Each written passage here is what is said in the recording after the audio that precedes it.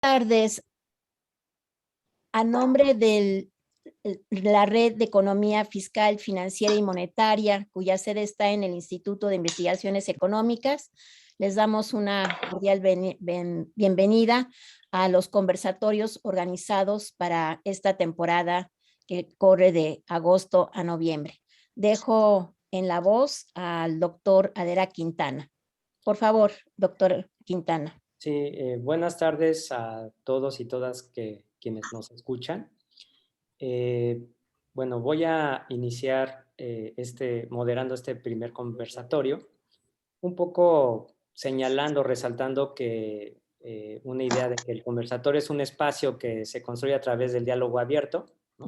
Una invitación a nuestros participantes a ello, a tener un diálogo abierto. Es recíproco, con ideas novedosas y a veces también contradictorias, ¿no? Que pueden ser afirmadas o crear inquietudes, ¿no? Para ser despejadas, igual en otros conversatorios.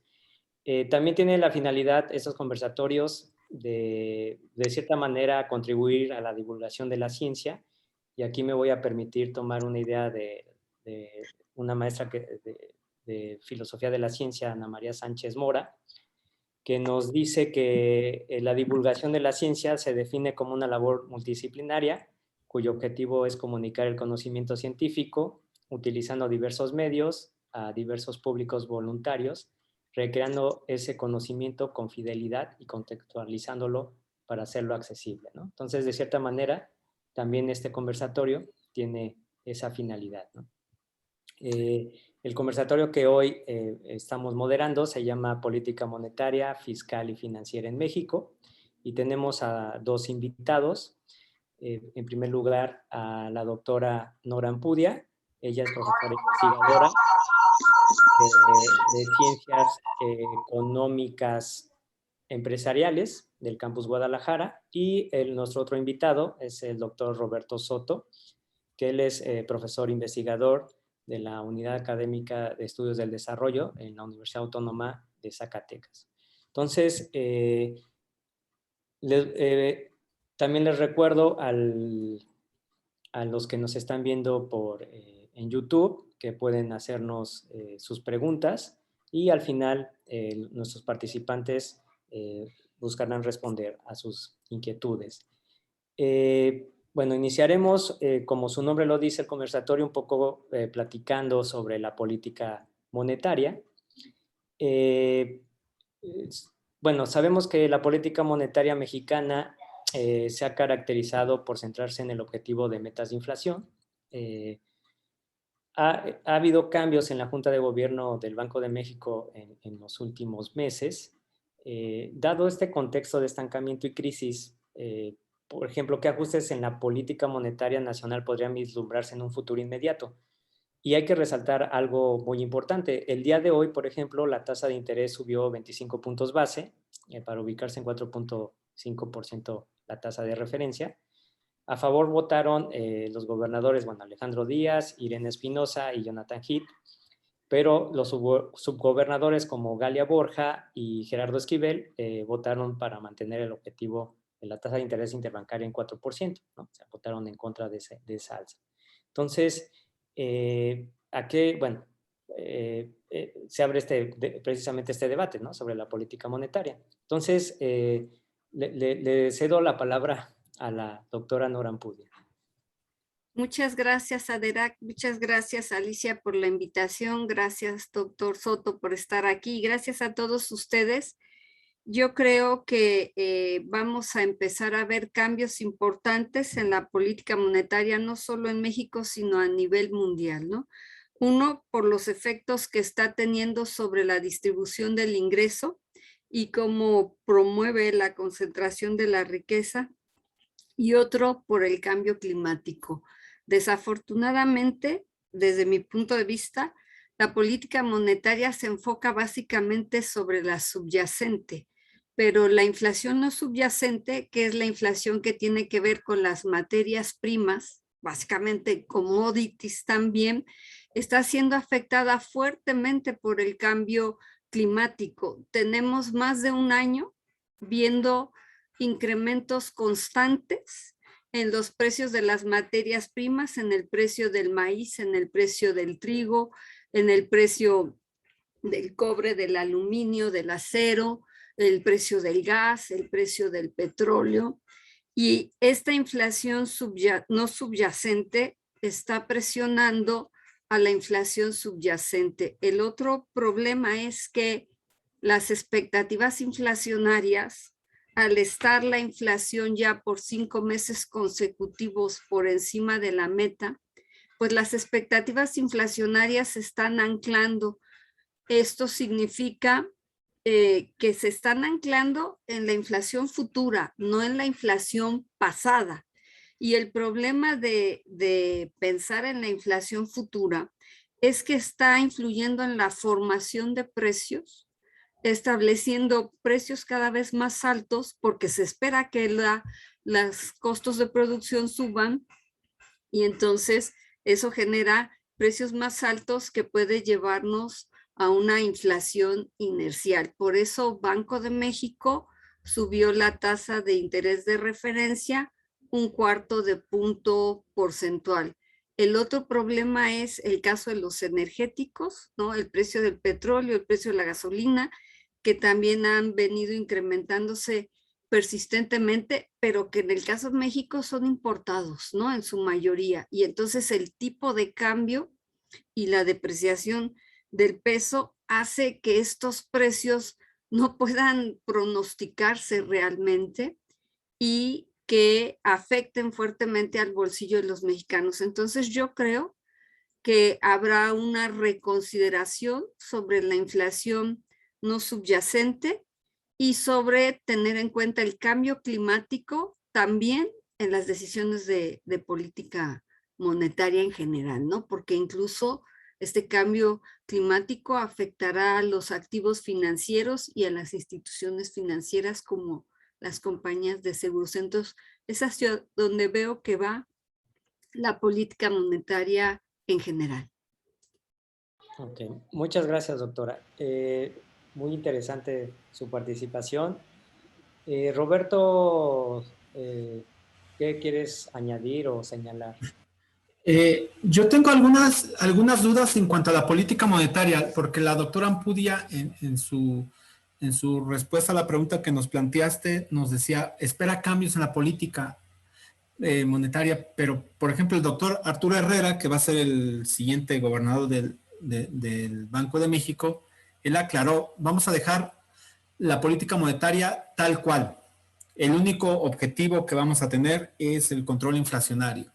Porque se ha planteado, algunos analistas académicos, investigadores, críticos, han planteado por qué no cambiar los objetivos del Banco Central en México, dado que muchos otros bancos centrales tienen no solo el manejo de la inflación, que por cierto, una de las variables que hace que la inflación venga a la alza es el precio del gas. Hace días yo me estaba estaba observando el mercado de futuros del gas porque quería comprobar lo que el gobierno federal decía de que si había habido incrementos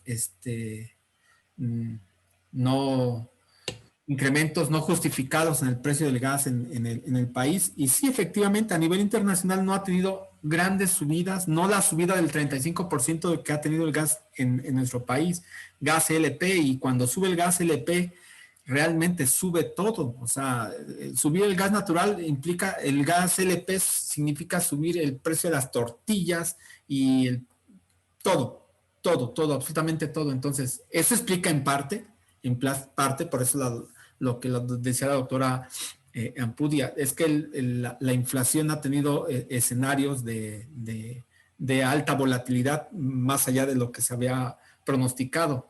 Pero el gobierno federal ya aplicó una política de control de precios, de imponer precios un tope a los precios en particular del gas. Y curiosamente ya se ve reflejado, al menos en algunos lugares del país, de hecho que yo lo he observado, la disminución del precio del gas considerablemente. Entonces un tanque de 30 kilos, sí, kilos o litros, 30 litros, costaba estaba por encima de 700 pesos, 740 pesos, ahora está en 620 pesos. Entonces ya se vio una disminución en el precio del gas. Supongo yo que eso va a ayudar en parte a tener un mayor control en los niveles inflacionarios.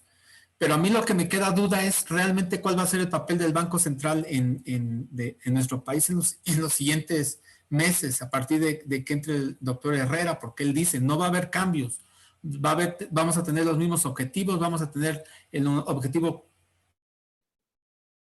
Bien, entonces, si nomás va a tener como objetivo control inflacionario, ¿qué va a pasar con el cambio que debe de haber, dadas las condiciones que tiene la economía mexicana, de un mayor financiamiento a la economía por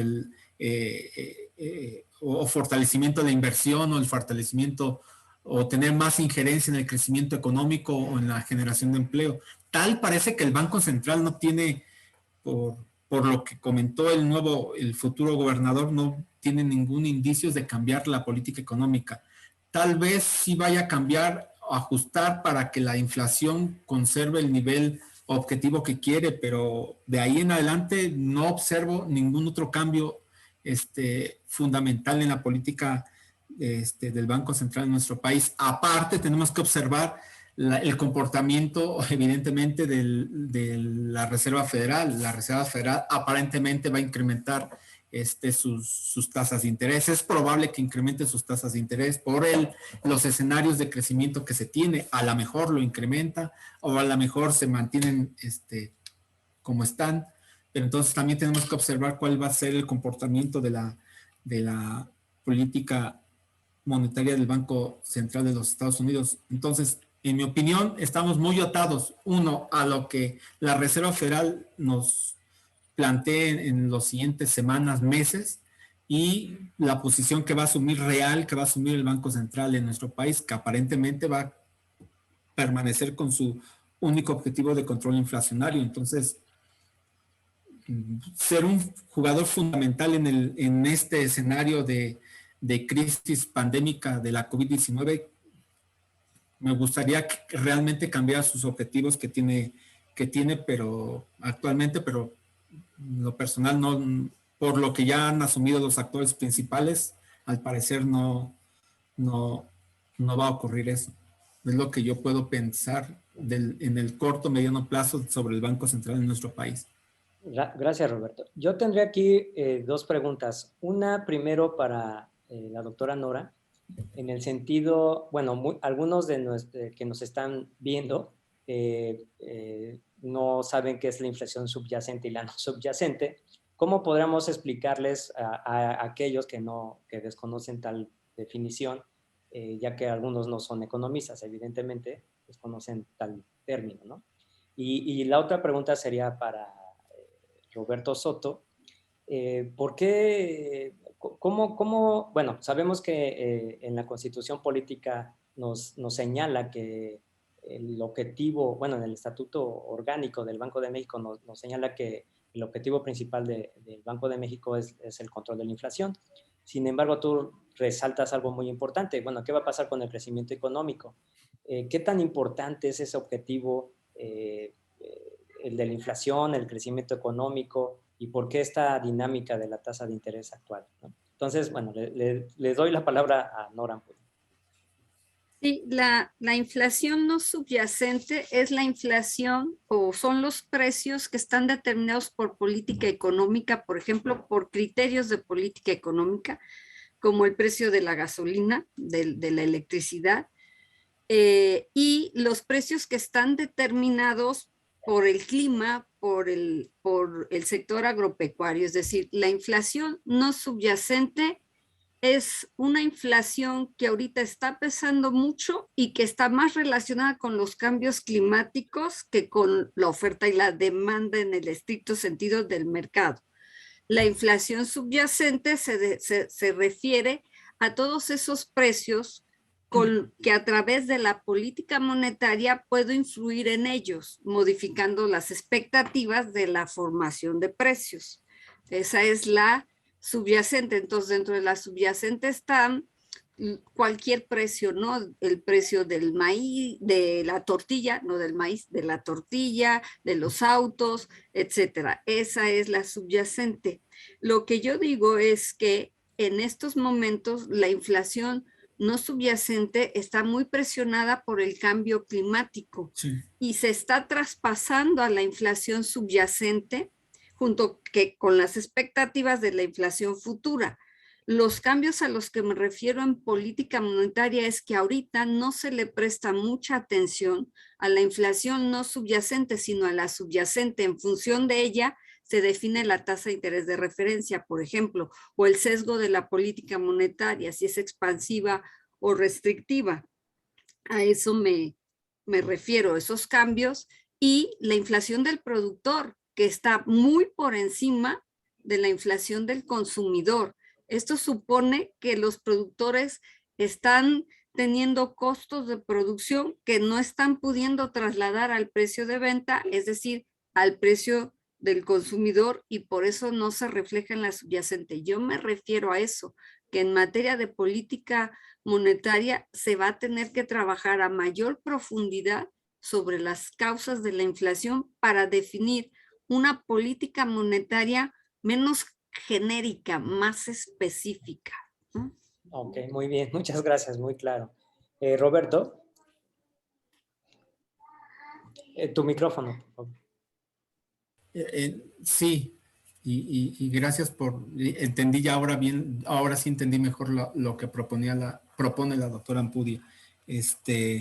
Pero creo que también es necesario replantear los objetivos del Banco Central en nuestro país. O sea, eso de solamente controlar la inflación, a agregarle ponderadores a ciertos productos, por decir una cosa. Esto me recuerdo muy bien en las clases uno explicaba, a ver, cómo controlamos la inflación o cómo se puede determinar la inflación.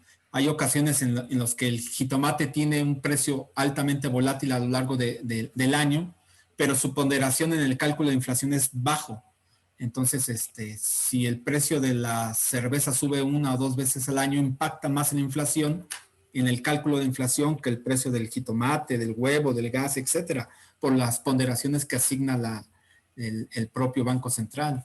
Entonces, por eso algunos académicos sostienen que es necesario replantear el objetivo del Banco Central. Maneja aproximadamente 190 y tantos mil millones de dólares en reservas, que están en no sé dónde, que generan no sé qué tasa de interés. Deberíamos de replantear, ¿no?, el papel del Banco Central en nuestro país. No puede ser solamente manejo inflacionario. Estamos muy atados en ese sentido. Entonces, si se replantea el papel del Banco Central, se tendría que replantear también su autonomía per se. Entonces, hay que pensar en eso. ¿La autonomía del Banco Central nos ha beneficiado desde la década de los 90 o no? Porque son uno de los objetivos del Washington Consensus. O sea, es una de las medidas que se tendrían que aplicar según los criterios del consenso de Washington. Entonces, yo creo que sí se tendría que replantear los objetivos del Banco Central, tanto control inflacionario, que es fundamental, pero también niveles inflacionarios, niveles de crecimiento económico, niveles de inversión, niveles de empleo, como algunos otros bancos centrales lo hacen. Y bueno, y en términos teóricos, si se aumenta la tasa de interés, pues el crédito es caro. Si el crédito es caro, entonces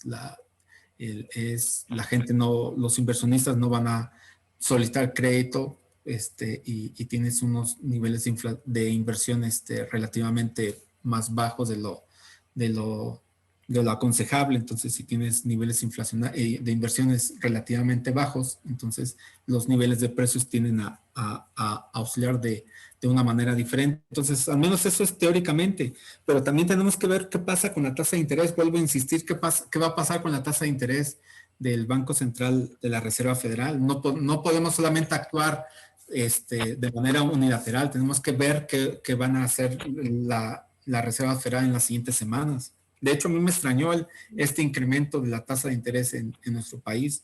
Normalmente es al revés, no hay un cambio en la política monetaria de los Estados Unidos y nosotros reaccionamos ante ese cambio. Entonces, Yo me extrañó este incremento, yo no lo esperaba. Al menos yo no lo había leído en los medios que se iba a dar un incremento. Sí, claro. Entonces, bueno, muy interesantes sus opiniones respecto a la política monetaria. Bueno, vamos a pasar a otro tema, que es un conversatorio de política monetaria, fiscal y financiera, y que aparentemente podrían estar desvinculados, pero no es así, ¿verdad? Entonces, y bueno, también un paréntesis, les recordamos a los que nos están viendo en YouTube que pueden hacernos llegar las preguntas a cualquiera de los dos participantes. Bueno, el siguiente tema tiene que ver un poco con la política fiscal, bueno, no un poco, mucho, más bien. Entonces, y que voy a retomar un poco, o debemos de retomar un poco, pues bueno, todo este contexto de la pandemia, en el que, bueno, de cierta manera se ha visto afectada esta recaudación tributaria, ¿no? Algunos países latinoamericanos, de acuerdo a la CEPAL, implementaron ciertas medidas administrativas y ciertos regímenes especiales de normalización tributaria para generar recursos adicionales. En el caso de México, el Sistema de Administración Tributaria, el SAT, implementó una serie de medidas centradas en combatir la evasión y la elusión fiscal, ¿no? Logrando generar recursos adicionales cercanos al 1.7% del PIB en el año pasado, ¿no? Por ejemplo, por citar, a principios del 2020, Walmart acordó hacer un pago de 8.079 millones de pesos sobre la operación de venta de la cadena de restaurantes Vips, o hay conflictos, ¿no?, que todavía se tienen con Interjet, ¿no?, de esta empresa ABC Aerolíneas, por el incumplimiento de pago de impuestos del ICR retenido a trabajadores, IVA y multas, ¿no?, del 2017, 18 y 19, y se estima que es de 2.900 millones de pesos, ¿no? De cierta manera, esta estrategia ha representado un aumento en la recaudación tributaria en términos relativos de 1.3% puntos porcentuales del PIB para el gobierno mexicano. Entonces, la pregunta, bueno, digamos, México hizo un poco lo contrario a los países latinoamericanos y a algunos otros países en el mundo. ¿Fue acertada o no esta decisión, ¿no? Cuando varios países recurrieron a elevar su endeudamiento y considerando que México también, no debemos de perder de vista, y que de cierta manera el presidente de la República señala constantemente de no mayor endeudamiento, se paga un alto costo financiero, ¿no?, de la deuda respecto a su capacidad de recaudación y de crecimiento económico, ¿no? Entonces, de cierta manera, una mayor carga de endeudamiento, pues va a afectar el gasto público que puede tener un impacto, ¿no? ¿Cuál es su opinión? Le doy la palabra a la doctora. Bueno, yo creo que fue un acierto esto de cobrar los adeudos fiscales que existían, ¿no? Definitivamente, el gasto fiscal era muy benévolo, es decir, dejarlos que no pagaran, darles créditos, etcétera. Entonces, a mí me parece un gran acierto. Sin embargo, pienso que lo recaudado por Hacienda no proviene de fuentes recurrentes, ¿no?, como el IVA, el IEPS, el ISR de personas físicas. Tiene más que ver con las personas morales, en especial las grandes empresas transnacionales que habían tenido la posibilidad por diversos medios de eludir, evadir el pago de impuestos, ¿no? Esto supone entonces que si la economía continúa deprimida, si no tenemos un buen crecimiento económico, las fuentes de recaudación recurrentes como el IVA, el ISR de personas físicas, siguen recaudando poco. Esas no aumentaron realmente, ¿no? Esas fuentes no aumentaron. Entonces, la fuente de recaudación, hay que pensarlo, recae en la dinámica económica. Para generar impuestos hay que producir, vender, consumir, trabajar. Con una economía deprimida, la recaudación disminuye. Por eso dice Keynes, cuando tienes los componentes de la demanda agregada deprimidos, el consumo, la inversión y las exportaciones, necesitas utilizar el único instrumento que te queda, que es el gasto público. Y como no lo puedes fondear con impuestos porque la economía está deprimida, lo único que te queda es tomar deuda pública. Ahora, aquí hay que recordar que la deuda pública per se no es mala. Lo que es malo es en qué la utilizo. Endeudarse no es malo, endeudarse te permite hacer gasto de infraestructura, endeudarte te permite, no sé, más programas sociales para combatir la pobreza. Entonces, el problema es que ese gasto público que se va a financiar con deuda genere flujo de efectivo, de forma que esa deuda sea productiva y no, por ejemplo, invertirlo en proyectos de maduración de largo plazo que no vas a ver recursos dentro de 4, 5 o 6 años. Y entonces recursos que necesitas ahorita para combatir la pobreza o recursos que necesitas ahorita para reactivar la economía, los estás enterrando prácticamente en obras que no generan flujo.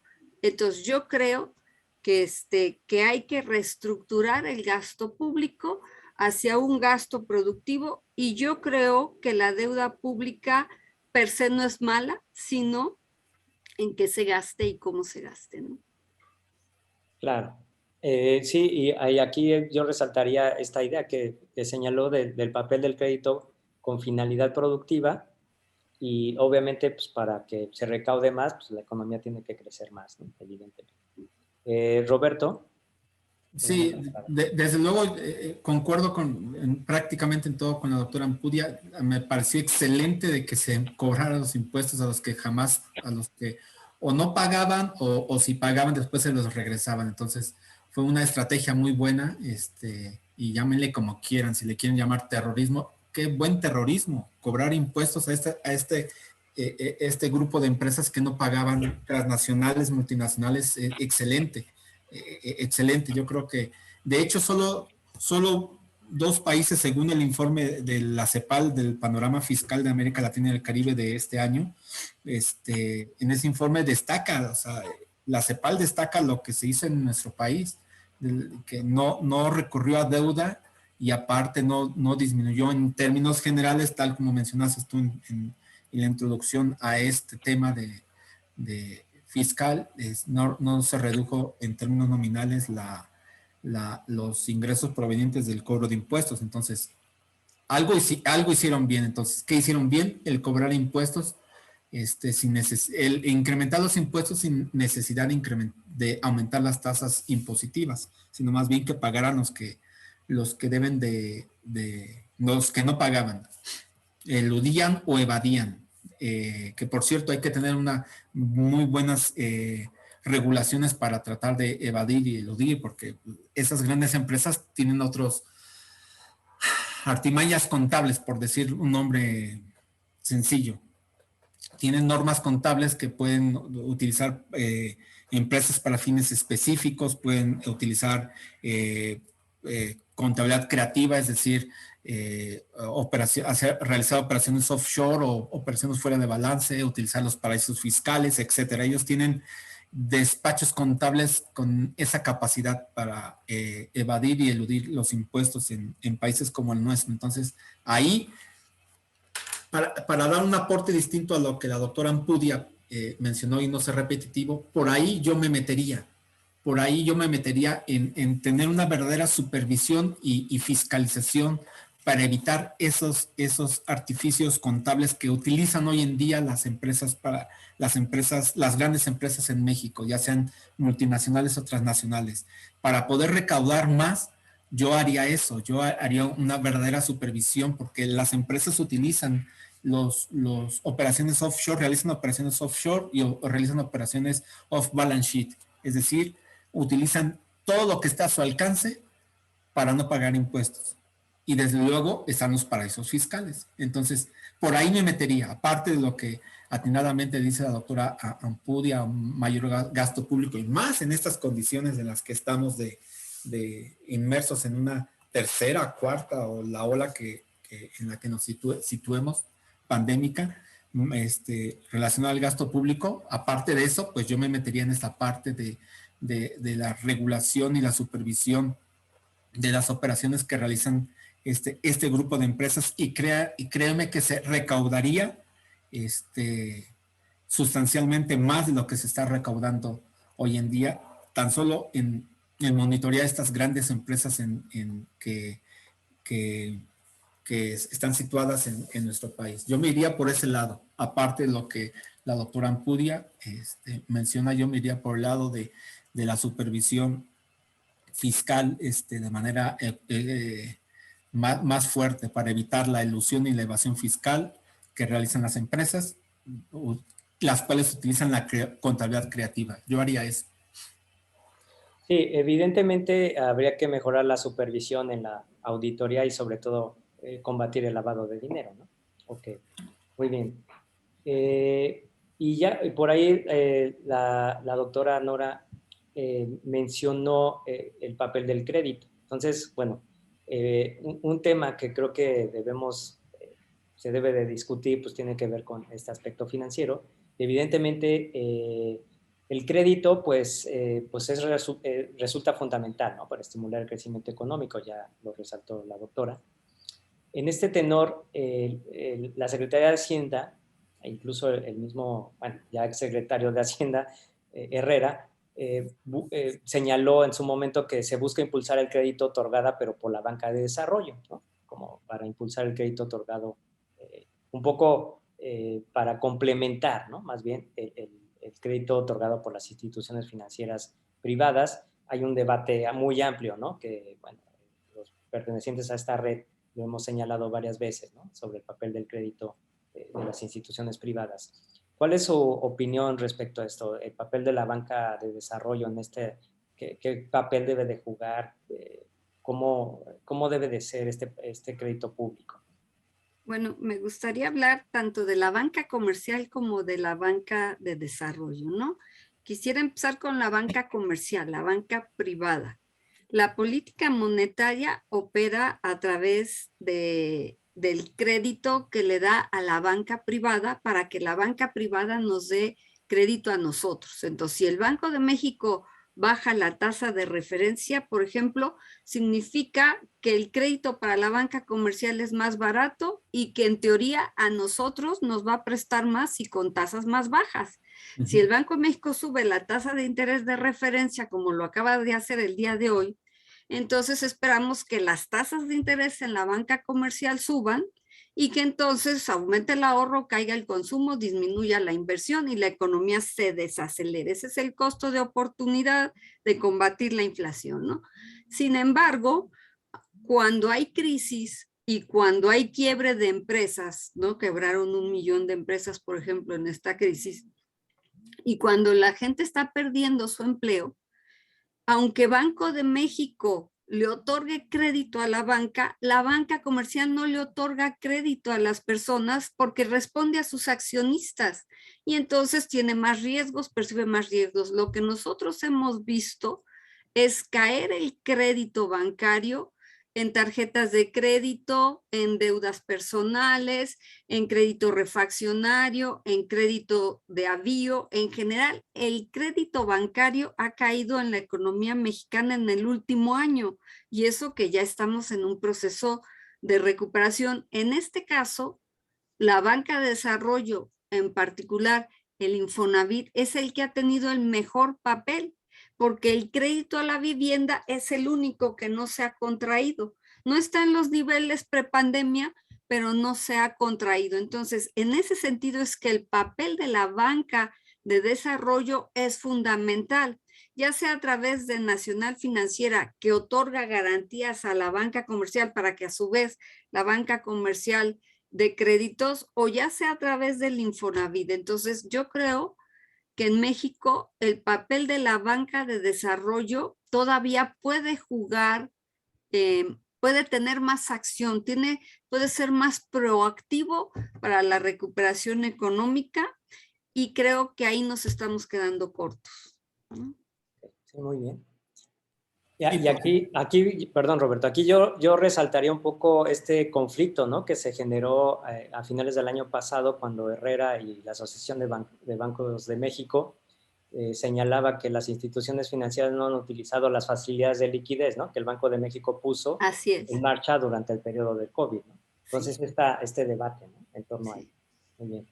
Sí, Roberto, perdón. Sí, evidentemente hay una fuerte, bueno, usando palabras, dado que es conversatorio, hay una fuerte pugna entre, obviamente, el sector financiero privado y el sector financiero público. Entonces, no van a soltar el crédito de una forma tan sencilla la banca privada. De por sí casi nunca lo ha hecho en los últimos años, menos ahorita. Por lo tanto, el papel que debe de jugar la banca de desarrollo es fundamental. Fundamental hasta al día 2018, que es el último dato que yo tengo. Si alguien tiene algo más, si la doctora Ampudia tiene algo más. Creo que es el 5% del Producto Interno Bruto, cuando antes estaba en niveles de 2 dígitos, el crédito de la banca de desarrollo. Entonces, cayó de manera exponencial a lo largo de los últimos 40 años. Entonces, un país para que crezca y se desarrolle y que logre alcanzar niveles de crecimiento sostenidos y de largo plazo como los países del sudeste de Asia, y que eso conlleve a incrementar los niveles de bienestar, requiere forzosamente la banca de desarrollo. Sin banca de desarrollo difícilmente vamos a crecer de forma sostenida y a largo plazo, es decir, forma sostenida 2, 3, 4, 5% a lo largo de 10, 15, 20 años como los países asiáticos. Singapur, Vietnam, ya no hablemos de China. Hablemos de otros países que no sean China, Vietnam, que tiene crecimientos altísimos de largo plazo, a largo plazo. Entonces se requiere la banca de desarrollo, eso sí es fundamental, la banca de desarrollo, pero que otorgue créditos no como antes los otorgaba. Eso sí recuerdo perfectamente. La banca de desarrollo se supone que debe dar financiamiento, o al menos NAFIN, a la micro y mediana empresa. Bueno, le otorgaba financiamiento a la Chrysler y a la Fiat. Chrysler y Fiat tienen todo menos que sean micro y mediana empresa. Y lo que en este gobierno se ha suscitado, ¿no? Se le otorga créditos a empresas de periódicos y cosas por el estilo, $100 millones. No se requiere créditos a entidades que generen actividad productiva, ya sea en el corto, mediano plazo o en el largo plazo. Entiendo lo que dice la doctora Ampudia, aunque bueno, no hay que descartar también el mediano y largo plazo. Entonces, se requiere otorgar crédito, pero crédito productivo, que sea viable a actividades productivas, que generen valor agregado, que generen encadenamientos productivos. Entonces, eso es lo que se requiere. Eso es lo que yo percibo en este gobierno que nos ha fortalecido, una banca de desarrollo. Se supone que va a haber un corredor transísmico, Oaxaca-Veracruz. Se supone que ahí va a haber facilidades fiscales a lo largo de ese corredor, donde se van a crear 10 empresas, 10 parques industriales. Se supone que ya adquirieron 8 terrenos y faltan 2 terrenos. Cada terreno es de 500 hectáreas. Entonces, se supone que ahí las empresas van a tener financiamiento. Vamos a ver, en los siguientes meses vamos a ver si eso ocurre, porque realmente se requiere que la banca de desarrollo, y cuando digo que se supone que se van a obtener financiamiento, se supone que el financiamiento va a provenir de la banca de desarrollo. Vamos a ver en los siguientes meses cómo se va a comportar el crédito que otorgue la banca de desarrollo, pero sí, en la actualidad la banca de desarrollo se ha visto muy limitada en el otorgamiento de crédito productivo. La banca pública, pues yo sigo sosteniendo, la banca pública no presta porque no es negocio para ellos. Ellos pueden obtener grandes ganancias en otro tipo de inversiones especulativas, ya sea en la compra de bonos gubernamentales o en la inversión en productos derivados. Del total de los recursos que tiene la banca privada, del 100%, el 60%, 65% están en inversiones de alto riesgo, y el otro porcentaje, 35%, lo tienen dividido en otro tipo de actividades menos redituables para la banca privada. Entonces, pues no es negocio para ellos. Viéndolo desde el punto de vista financiero, pues no es negocio para ellos prestar crédito para que haya inversión productiva. Pudiendo tener ganancias en especulativas, ganancias más amplias en aspectos especulativos, lo hacen ahí. Sí, claro. Entonces, al final de cuentas también no debemos de considerar, debemos de considerar que la banca privada, pues bueno, es un negocio. Por eso es importante el papel del Banco Central. Aquí es claro, importante el papel del Banco y la Central. banca de desarrollo, su objetivo sería no solamente algo mercantil, ¿no? A ver, o la ganancia, ¿no?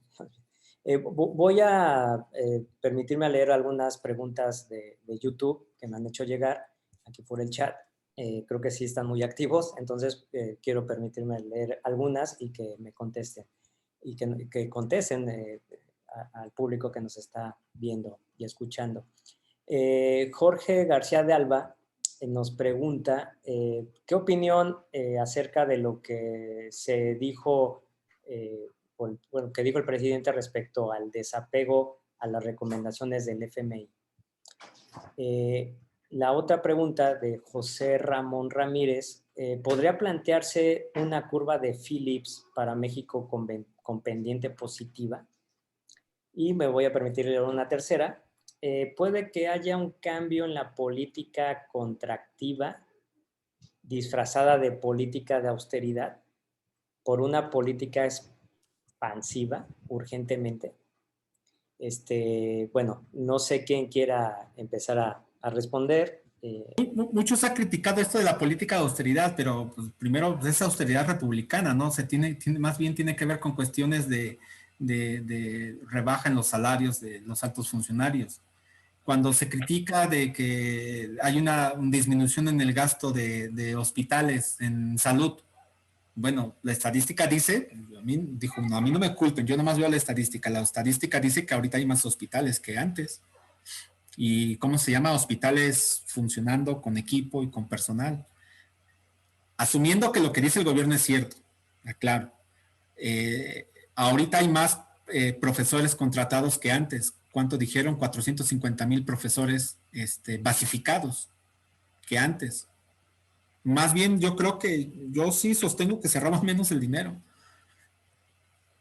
Ok, gracias, Roberto. Se roban menos el dinero, digo. No estoy diciendo que no se roban, yo nomás digo que se roban menos el dinero. Entonces, aclarar esa parte de la austeridad, que es austeridad republicana, o como le denominan, ¿no? Austeridad republicana. Sí, no es una política económica contractiva, sino es una política de austeridad, pero aplicada en el gobierno. Tal vez no es lo más adecuado manejar ese término de austeridad. Yo creo que no es lo más adecuado porque la austeridad está vinculada al Fondo Monetario.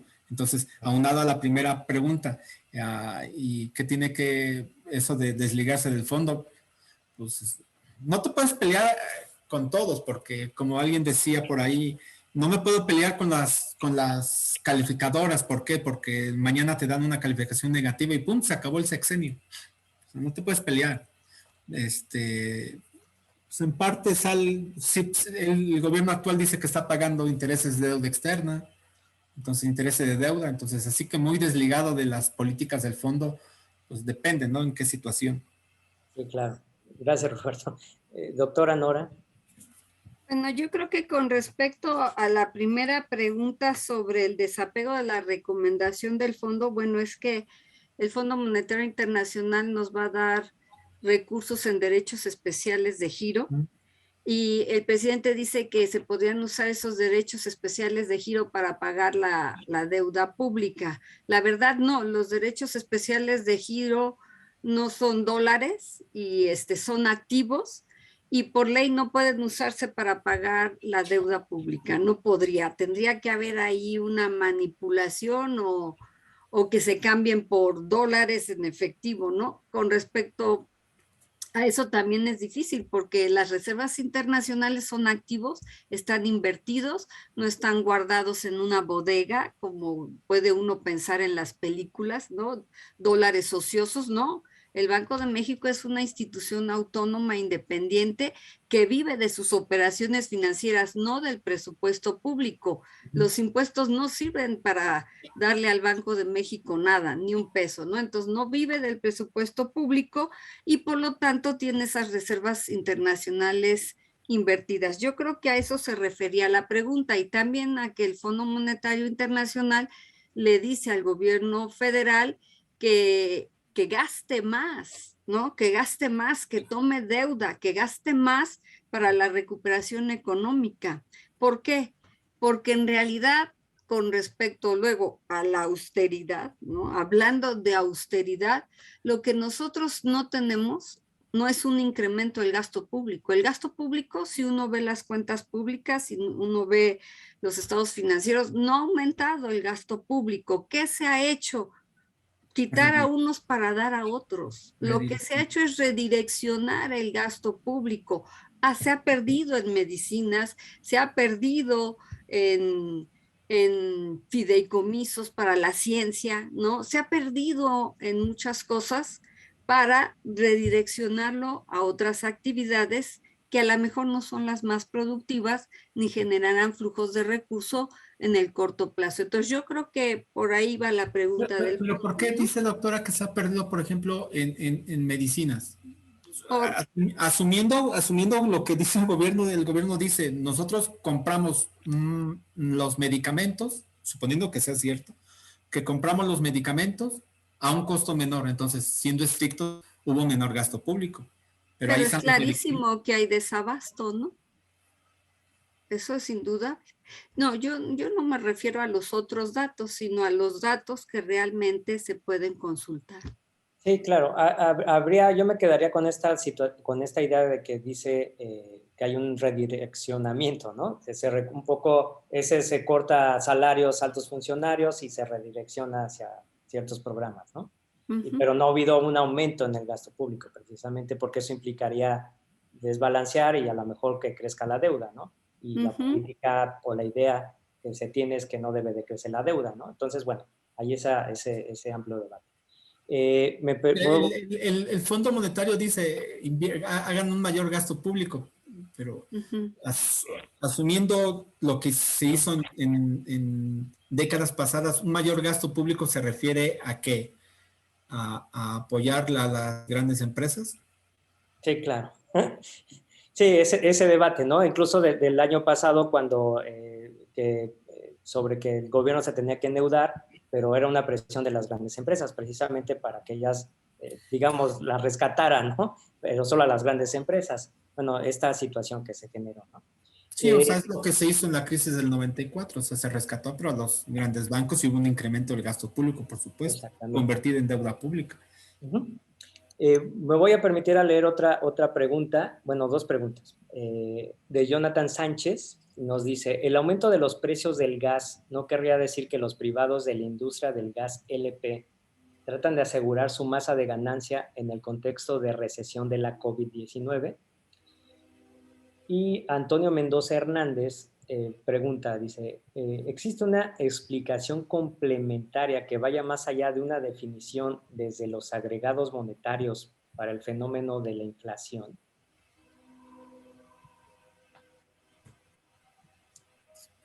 Sobre la primera pregunta, pues no sabría, no tengo datos, no hay datos al respecto, no podría opinar. ¿No tiene sus propios datos? No tengo mis propios datos ni públicos siquiera, entonces no podría opinar.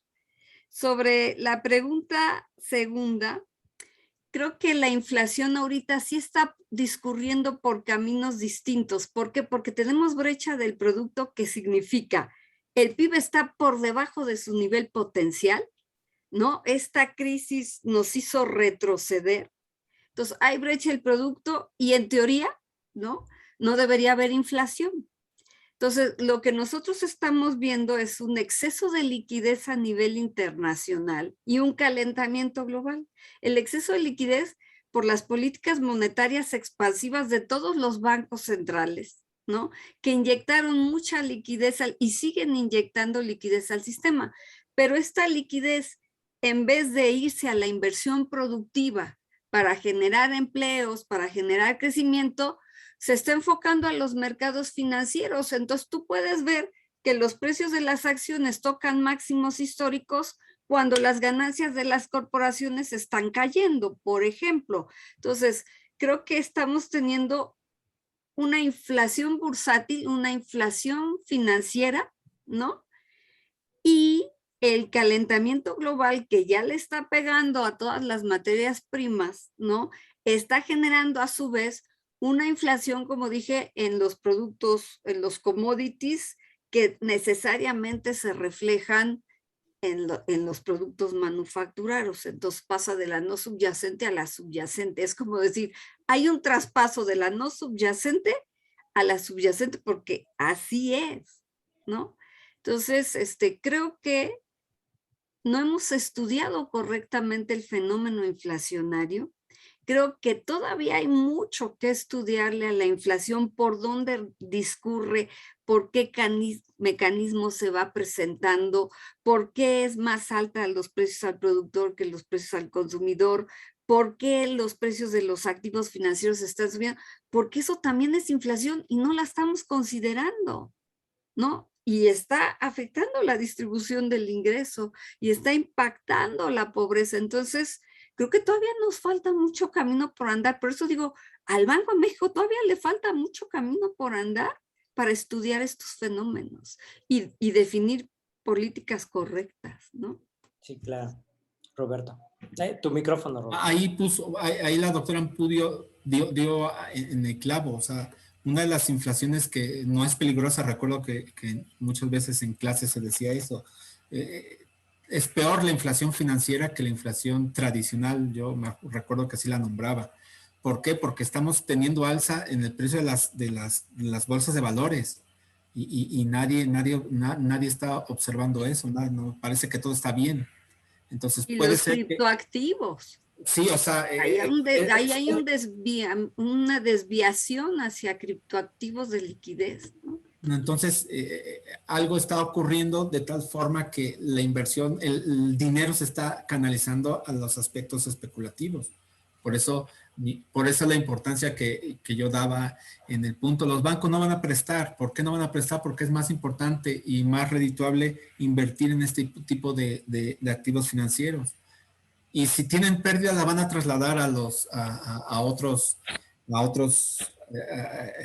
agentes financieros. Digo, para eso son los derivados de crédito. Entonces, ellos saben perfectamente cómo se está moviendo el mercado y porque ellos son el mercado. Entonces, yo sí, esa parte, pues sí, esta parte de la inflación financiera es fundamental para poder comprender lo que está ocurriendo en la inflación tradicional. Creo que fue Antonio Mendoza decía, sube el precio del gas, pues sí, porque tengo que recuperar ganancias que perdí anteriormente. Entonces, uno observa en el mercado alzas no justificadas de precios de muchos productos. Tú dices, ¿pero por qué? Entonces, por eso me gustó ese conversatorio, porque pues uno que circula 1000 kilómetros a la semana durante pues, o sea, meses y meses en época de pandemia, observa que los precios, tú dices, ¿cómo es posible que la gasolina en una estación de Guanajuato cueste $18.90 y en Salamanca, donde está la refinería, me está costando 21 pesos? No tiene ningún sentido lógico, porque se supone que los costos son menores, porque según así era la lógica de la liberalización de los precios de la gasolina. Entonces, por cierto, cuando se habla de control de cómo podemos enfrentar la inflación, en la mañana me lanzaba yo una pregunta, y si ponemos unos precios máximos también a la gasolina, ¿qué pasaría? Sí, Funcionó claro. en el gas. Y si lo hacemos en la gasolina, porque hay empresas que la gasolina le están vendiendo por encima de 22 pesos. No estaría mal y así podrías controlar la inflación. Me pregunto yo, no estaría mal y así podríamos controlar la inflación. Ok. Porque como tal afecta a la población común, ¿no? Muy bien, muy interesantes sus respuestas. José Gibran, bueno, creo que está un poco ya se resolvió. Mencionan que el cambio climático afectaría a estos sectores, pero aquí hace una pregunta: ¿qué tanto y por qué afectaría a los seguros? Y César Duarte nos dice: ¿qué tan realista es un cambio de los objetivos del Banco Central en el contexto político actual? Creo que está un poco, ya se había hecho. Edgar nos dice, es una opinión. Perdón, pero no, pues el gobernador que va a entrar dijo que no va a haber cambios.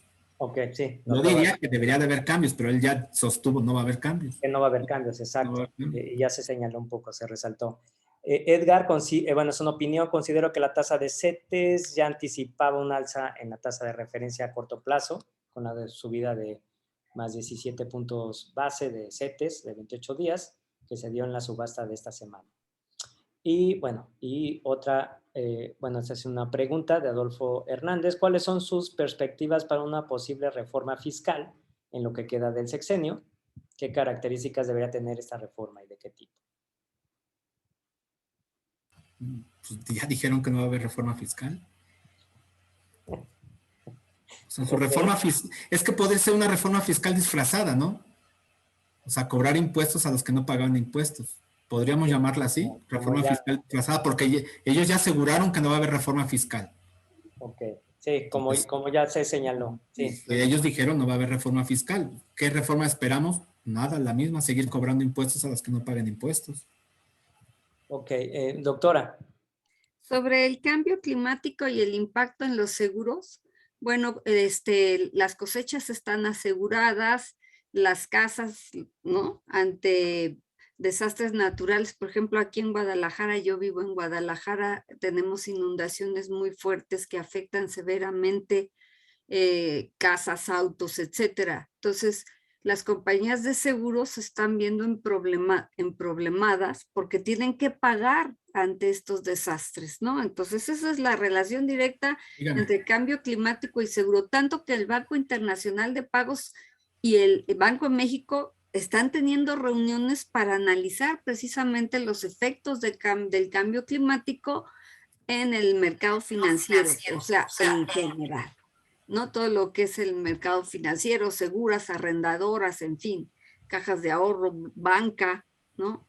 En fin, eso es. Sobre la reforma fiscal, yo creo que este país sí requiere una reforma sendaria, ¿no? Que es mucho más amplia que una reforma fiscal, ¿no? No solo se trata de nuevos impuestos, que ya los hay, porque se abrieron a grabar los servicios de internet, ¿no? El Uber Eats, ¿no? El Uber, Facebook, lo cual es muy bueno y eso formaría parte de una reforma fiscal. Pero la reforma sendaria tiene que ver con todo el marco legal, ¿no? Y tiene que ver con todo el federalismo fiscal, ¿no? Que esa es la otra gran bronca, porque ahorita en el federalismo fiscal, para el caso de Jalisco, por ejemplo, que estamos siendo penalizados fuertemente con las participaciones por parte del gobierno federal y que no tenemos para pagar a policías, no tenemos para el fortalecimiento municipal, no tenemos para dar mantenimiento a carreteras. Esa reforma es urgente y se han hecho llamados, ¿no? Bueno, veamos qué pasa porque pues detrás hay mucha política también, ¿no? Sí, claro. Bueno, hay mucha actividad en YouTube y hay muchas preguntas. Y sí, qué padre. Algunos, o sea, por ejemplo, en los estados, en los municipios, el único ingreso que tienen los municipios básicamente es el impuesto predial. De ahí, exacto. No tienen otro. ¿Qué van a cobrar? Pero también, ¿qué van a cobrar y a quién le van a cobrar? Porque esto es interesante. Esto que se platica es muy interesante. Hay estudios que sostienen, con datos duros, que algunos estados, Zacatecas es uno de ellos, Querétaro es otro de ellos, que para atraer la inversión extranjera no cobran, de los 25 impuestos que podrían cobrar, no cobran ninguno. Zacatecas no cobra 23 de los 25 impuestos que podría cobrar. Querétaro no cobra ninguno. Luego está el debate sobre el regreso de la tenencia, ¿no? Sí. Que era un recurso muy importante para los estados. En fin. Y que se vuelven altamente dependientes de las participaciones federales, ¿no? Y luego hay las aportaciones, las dos, participaciones y aportación. Claro. Y por ejemplo, uno de los ingresos que pueden tener algunos municipios o estados, municipios en particular, es el cobro del agua, pero básicamente el cobro del agua ya lo centralizaron. Es decir, algunos municipios están adoptando algunas prácticas de privatización de ciertos servicios. Entonces, están con las manos atadas, básicamente los municipios, son los que tienen... Más que los estados, sí. Los municipios de hecho, por ejemplo, tienen las manos más atadas todavía que los estados. Y algo interesante, o sea, que tiene que ver eso con los impuestos y cómo se direccionan los recursos fiscales. En el estado de Querétaro se acaba de aprobar una reforma, una ley que dice que de los 18 municipios que existen en el estado de Querétaro, los que van a percibir más ingresos van a ser los que tengan mayor población. De facto, ya acabó con los municipios de la sierra y la parte de abajo, y algunos en medios. Los beneficiados son solamente 3, donde está la zona industrial. Precisamente los que tienen mayor crecimiento económico van a ser los más beneficiados. Entonces, los municipios están atados. Lo único que pueden cobrar es el impuesto predial, y eso con descuentos por ser personas de mayor edad, y infinidad de descuentos. Un OXXO paga lo mismo que una persona de a pie en impuesto predial. Entonces, bueno, sí se requiere una reforma hacendaria. Bueno, voy a leer una aportación de Andrés Arauz, que está conectado aquí con nosotros, que nos dice que según los artículos 15 y 17 del Convenio Constitutivo del Fondo Monetario Internacional, los derechos especiales de giro son propiedad de los estados, no de los bancos centrales. Por ende, si Hacienda solicita canjearlos por dólares, sí podría utilizar esos recursos para pagar o prepagar deuda pública. En el caso de México son 12,000 millones de dólares. Tanto así que en Estados Unidos, Reino Unido y Canadá, los DEG están en la hoja de balance de los ministerios de finanzas, ¿no? Bueno, muy acertada la opinión de Andrés Arauz. Y muy interesante. Aquí la doctora Girón nos pregunta, yo quisiera preguntar si la política de austeridad del actual gobierno en no aumentar el gasto público es una política neoliberal o una política catalogada como política de austeridad republicana. Es para la doctora Ampudia. Híjole, Alicia, pues no sé, porque todavía no sé qué es la austeridad republicana. O sea, para mí me parece que es neoliberal totalmente, ¿no? Que hay sesgos totalmente neoliberales. Y entender que esa austeridad republicana, pues será que todos estamos viviendo la austeridad, ¿no? Que la austeridad nos recae sobre todos en servicios públicos, en medicinas, bueno, ¿para qué? Tenemos la inversión pública más baja de la historia, la más baja de la historia como porcentaje del Producto Interno Bruto.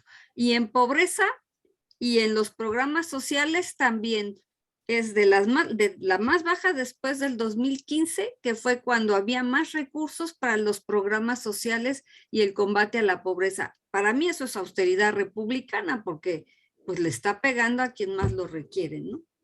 Sí, claro. Bueno, realmente hay todavía muchas preguntas y que, bueno, pues el tiempo se nos acaba. Y que, bueno, pues eso quiere decir que hubo una activa participación e interés por estos conversatorios. Los invitamos a los que siguen, ¿no? Que estén pendientes en nuestras redes sociales del Redefin para que vean los próximos conversatorios. Bueno, pues agradecerles a la doctora Nora Ampudia y al doctor Roberto Soto por sus opiniones. Entonces, le cedo la palabra a la doctora Alicia Girón, que es la coordinadora de estos conversatorios. Doctora. Bueno, más bien, pues muchísimas gracias, Nora, Roberto, Aderac.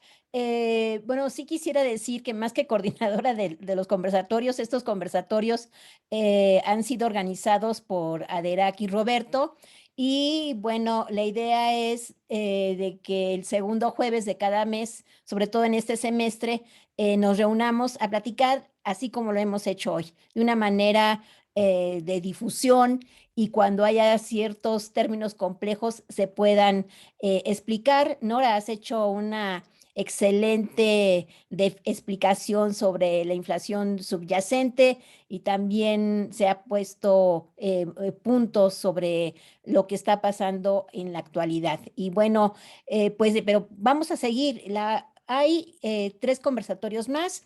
El 9, que va a ser uno sobre deuda externa y gasto público. El 14 de octubre es sobre caída y recuperación en pospandemia. Y después el 11 de noviembre, innovación financiera y criptomonedas.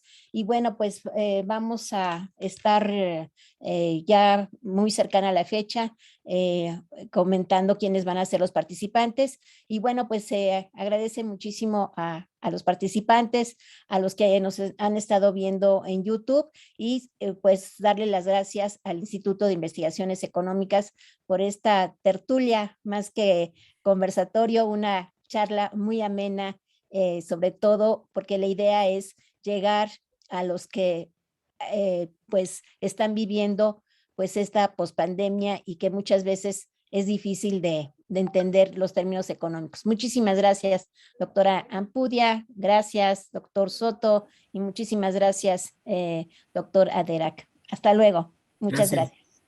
Gracias por la invitación.